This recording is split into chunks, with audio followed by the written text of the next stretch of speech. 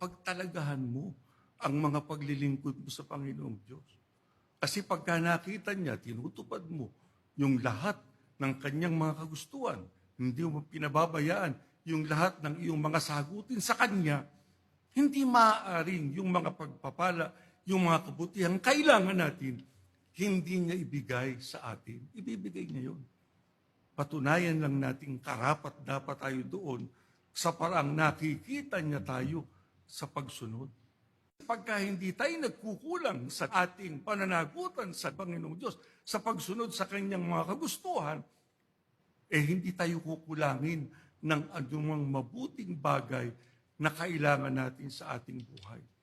At ang isang mabuting bagay na dapat nating gawin, yung siya ay ating ano po, mga kapatid? Sambahin. Mabigat ang problema, mabigat ang dalahin, matindi ang pagsubok, meron kayong mga pangangailangan na gusto ninyong mapunan. Humingi tayo ng tulong sa ating Panginoon. Sa Kanya tayo lumapit.